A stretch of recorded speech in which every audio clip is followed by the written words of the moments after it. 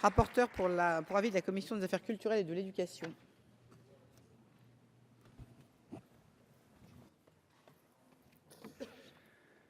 Madame la présidente, monsieur le président de la commission des lois, monsieur le président de la commission des affaires culturelles et de l'éducation, madame la présidente de la délégation aux droits des femmes, madame la ministre, mesdames et messieurs les rapporteurs, mes chers collègues, et les nombreux rapporteurs pour avis, mes chers collègues. La commission des affaires culturelles et de l'éducation s'est saisie d'un certain nombre d'articles, en l'espèce les 17, 18, 22, 23 et 42 du projet de loi, madame la ministre, que vous nous présentez aujourd'hui. Comme rapporteur pour avis, je tiens à nouveau, comme vous l'avez fait, à souligner le travail de construction participative ouvert à l'ensemble de la société, dont a fait l'objet en amont le projet de loi et qui a permis, on le sait, de le faire évoluer, notamment en ce qui concerne les articles que j'évoquais plus haut. Novation démocratique qu'il conviendra, me semble-t-il, de poursuivre, tout en ne faisant pas en sorte que cela les limite les capacités du Parlement à se saisir d'un texte. Permettez-moi donc, mes chers collègues, de revenir brièvement sur les enjeux des articles évoqués précédemment.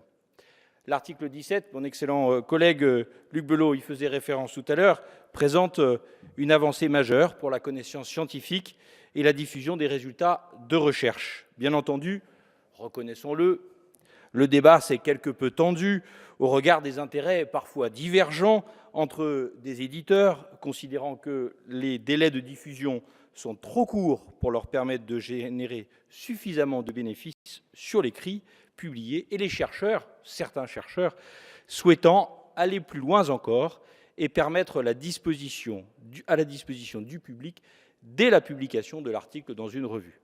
Ce dispositif satisfait donc tout le monde sur le principe, mais personne dans ses modalités. C'est, je crois, la preuve qu'un équilibre a été atteint. Ce dispositif, par ailleurs, est porteur de nombreux progrès pour la recherche française, qui sera, me semble-t-il, beaucoup plus visible de la communauté internationale des chercheurs, y compris celle issue des pays en voie de développement, et du monde économique, notamment des petites et moyennes entreprises. Il devra être, cet article, associé à une véritable stratégie d'accompagnement et également faire l'objet d'approfondissements, notamment sur le plan européen, avec le fameux TDM ou, pour parler français, le droit de fouille. Mais je ne doute pas d'ailleurs que certains de nos collègues reviendront sur ce sujet lors de la discussion des articles.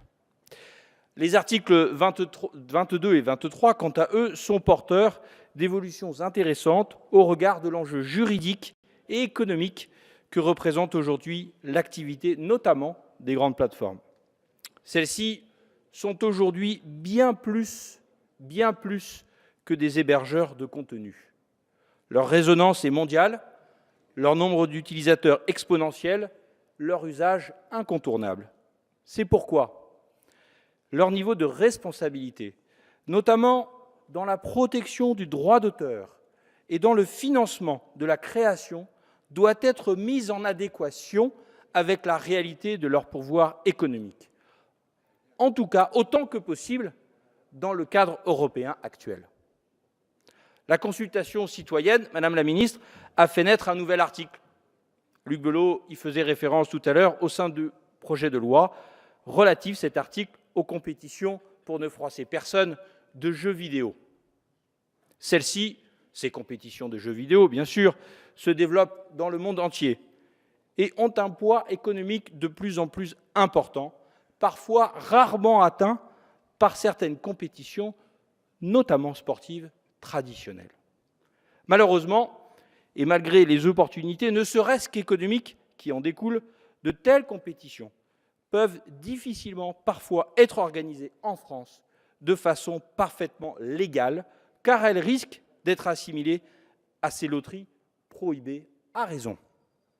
L'objectif est donc bien de mettre les moyens en œuvre afin que notre pays, qui possède de formidables atouts dans le secteur du jeu vidéo, ne se prive pas de l'opportunité que représentent de tels événements.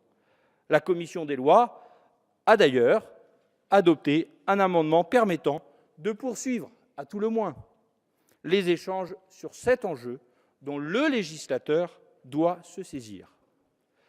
Permettez-moi, pour finir, Madame la ministre, de relever l'adoption de 3 amendements portant sur la liberté de panorama et les biens communs informationnels, contre l'avis du rapporteur. Bien sûr, il nous reviendra d'y revenir puisque, et c'est bien normal, je les présenterai à la sagacité de l'hémicycle.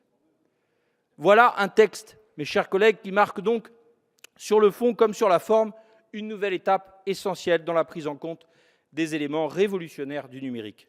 En l'espèce, nul besoin d'un grand soir, mais bien plus d'une construction conduite avec persévérance. Je vous remercie. Merci, monsieur le député. La parole est à madame Corinne Erel, rapporteure pour avis de la commission des affaires économiques.